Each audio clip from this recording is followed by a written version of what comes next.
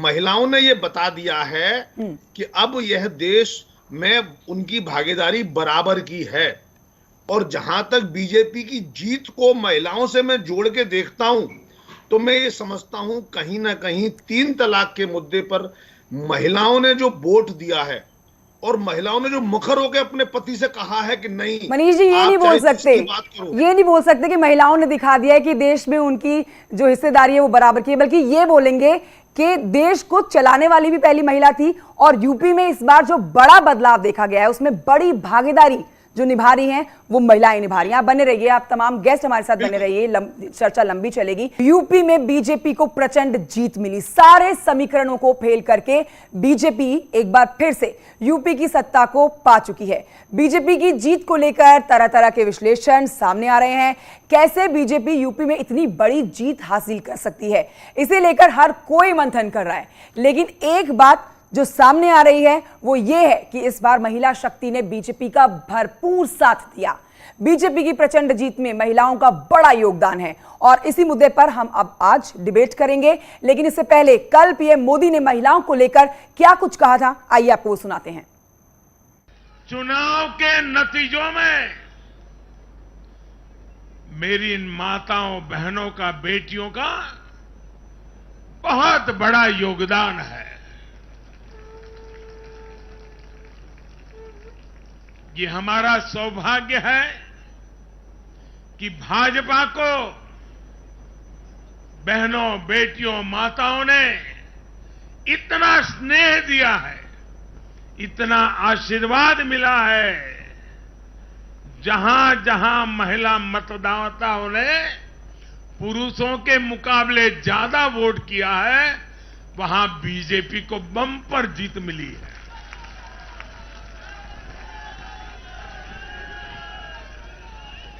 एक प्रकार से हमारी माताएं, बहनें, हमारी बेटियां, हमारी ये स्त्री शक्ति भाजपा की जीत की सारथी बनी है। 2019 में जब लोकसभा में हम दोबारा जीत करके आए तो ज्ञानियों ने कहा था कि भाई 2019 के जीत में क्या है, ये तो 2017 में ही तय हो गई थी, क्योंकि 2017 में यूपी का रिजल्ट आया था। मैं मानता हूं इस बार भी ये ज्ञानी जरूर कहने की हिम्मत करेंगे कि 2022 के नतीजों ने 2024 के नतीजे तय कर दिए हैं।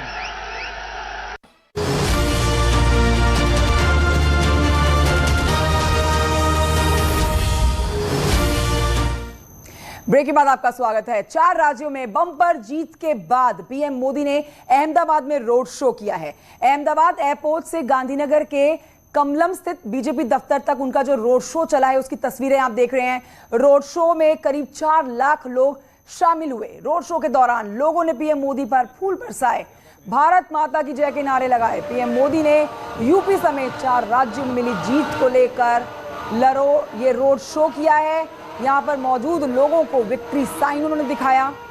बता दें कि इस साल के आखिरी में गुजरात में भी चुनाव होने हैं, जिसके लिए बीजेपी ने अभी से तैयारियां तेज कर दी हैं।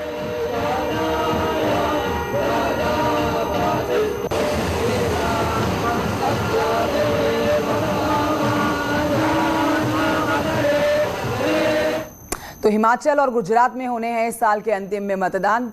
अब वहां के लिए तैयारी बीजेपी की शुरू हो गई है। बहरहाल आगे बढ़ते हैं और अब आपको तस्वीरें जो दिखाते हैं मनमोहक, वो देखिए मथुरा के बरसाना के प्रमुख श्री जी मंदिर से आप देख रहे हैं। बड़े ही धूमधाम से लड्डू होली खेली गई है। देर रात तक कान्हा और राधा रानी के भक्तों ने इसका आनंद लिया।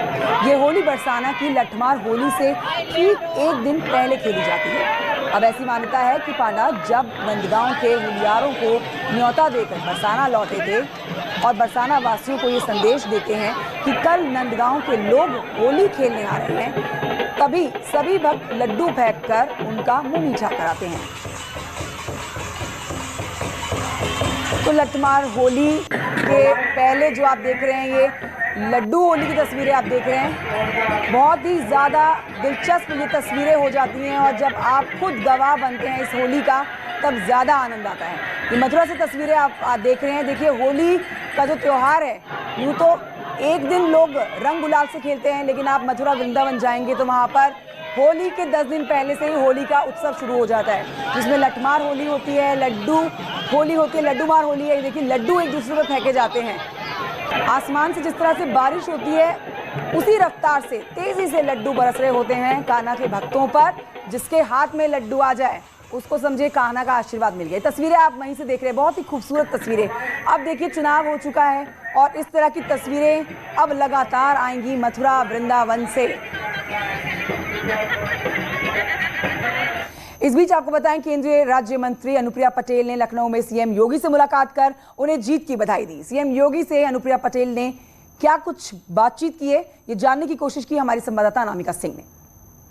हमारे साथ बात करने के लिए मौजूद है अनुप्रिया पटेल जी, जो मुख्यमंत्री योगी आदित्यनाथ से मुलाकात करने के लिए गई हुई थी। मैम, आज मुलाकात हुई है मुख्यमंत्री जी से आपकी, क्या बात हुई? कुछ खास शुभकामना या फिर मंत्रिमंडल को लेकर चर्चा? देखिए, कल एनडीए गठबंधन ने एक ऐतिहासिक जीत दर्ज की है और मुख्यमंत्री जी ने एनडीए गठबंधन का यूपी में नेतृत्व किया है। हम सहयोगी दल हैं। इस शानदार जीत की बधाई देना तो बनता है, इसलिए आज माननीय मुख्यमंत्री जी को इस जबरदस्त जीत के लिए बधाई देने के लिए ही हम उनके आवास पर आए हैं। सपा बसपा के बाद सबसे ज्यादा सीटें अगर बात की जाए तो अब 3rd नंबर की पार्टी बड़ी बन गई है अपना दल उत्तर प्रदेश में। किस तरीके से देखती हैं मंत्रिमंडल में अपने स्थान को लेकर?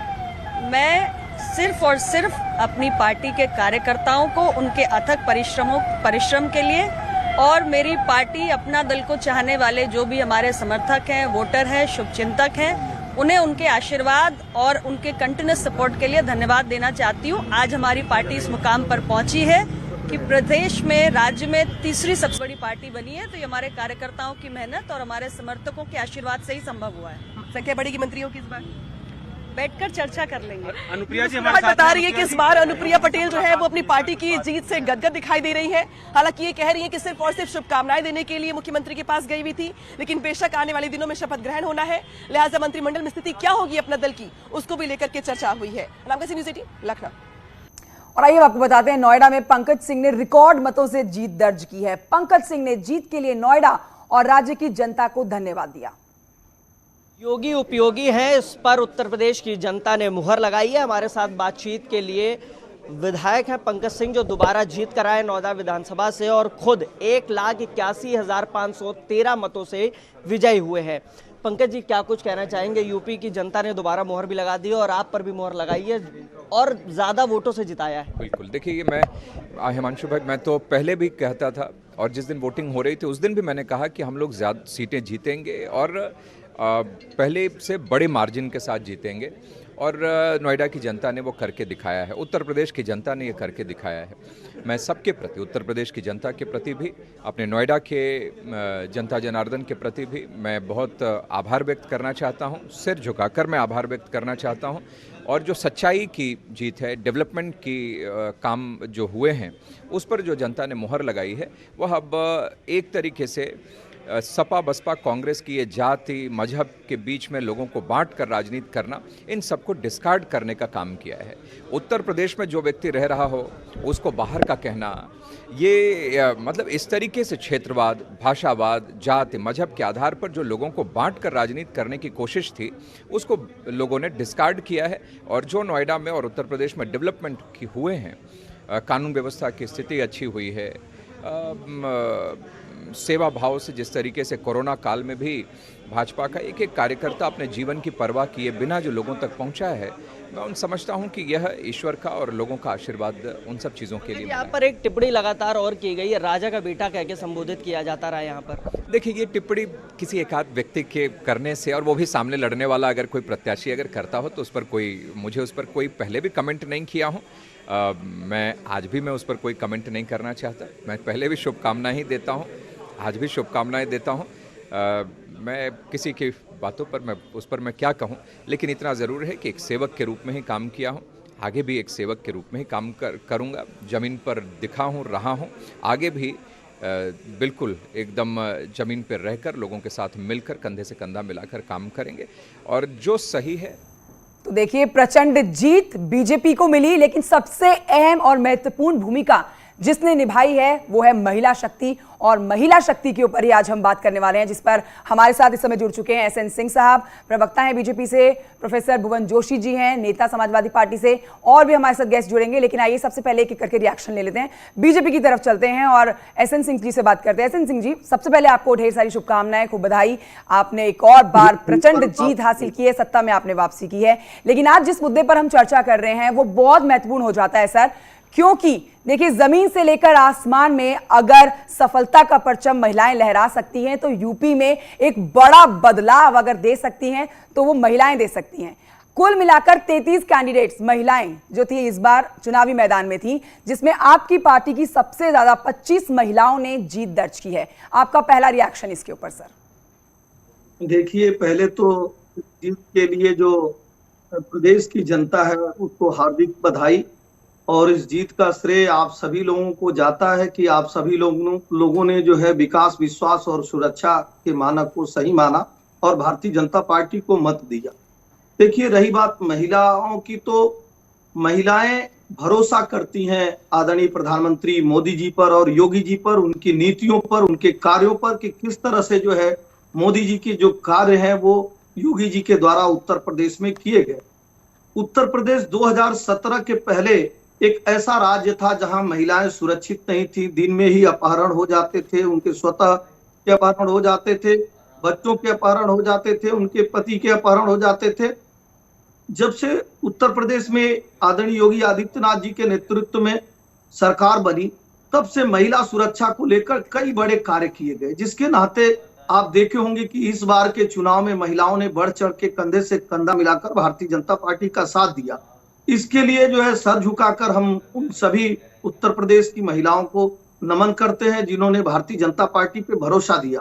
और भारतीय जनता पार्टी का एक प्रवक्ता होने के नाते मैं विश्वास दिलाना चाहता हूं कि भारतीय जनता पार्टी जिस तरह सबका साथ, सबका विकास, सबके विश्वास के नारे को बुलंद करते हुए, अंत्योदय की योजनाओं को पूरा करते हुए गांव, गरीब, किसान सबकी सुरक्षा की बात की है, हम आगे भी इन्हीं चीजों को बढ़ाते रहें। जी जी बिल्कुल सर, चर्चा लंबी चलने वाली है जिसमें बात करेंगे कि किस तरह से उत्तर प्रदेश में राजनीतिक मुद्दे जोड़े गए, महिलाओं से लेकर उनके लिए जो पार्टी ने काम किए हैं उस पर भी चर्चा करेंगे, और किस तरह से विपक्ष ने इस मुद्दे पर आपको घेरने की भी कोशिश की है उस पर भी बात करेंगे। लेकिन हमारे साथ प्रोफेसर भुवन जोशी जी भी हैं। प्रोफेसर भुवन जोशी जी, आपको भी बधाई, आपकी पार्टी ने भी पिछली बार से 2.5 गुना ज्यादा सीटें जीती हैं, जिसका खुद पार्टी अध्यक्ष अखिलेश यादव ने ट्वीट करके जिक्र किया है। और सबसे बड़ी बात यह कि 6 महिला कैंडिडेट आपकी भी हैं जो इस चुनावी मैदान में जीती हैं। सर्वप्रथम आपके चैनल के माध्यम से मैं उत्तर प्रदेश की महान जनता को धन्यवाद करने देना चाहूंगा कि उन्होंने समाजवादी पार्टी को सीट भी बढ़ाई और वोट प्रतिशत भी बढ़ाया।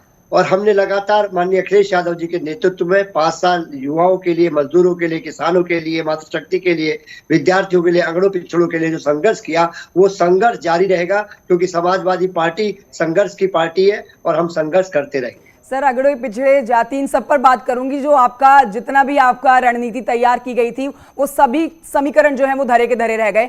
लेकिन आपको बधाई दी, मन में कसक तो कहीं ना कहीं हो रही होगी कि जो आप जीत दर्ज करना चाहते थे वो जीत आपको नहीं मिल पाई। करेंगे चर्चा इस पर। हमारे साथ मनीष गुप्ता जी भी हैं, राजनीतिक विश्लेषक हैं, उनसे आइए एक जल्दी से रिएक्शन लेते हैं।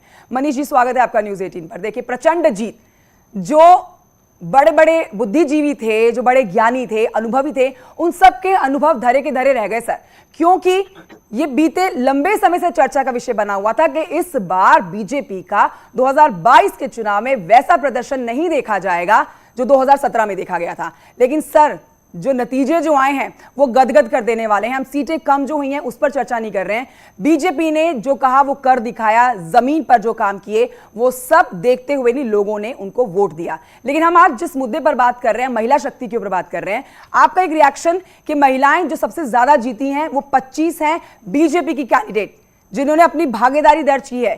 ना सिर्फ मतदाता महिला जो है उन्होंने बढ़ चढ़कर इस वोटिंग में हिस्सा लिया, बल्कि उम्मीदवार भी हैं 25 जो जीते हैं।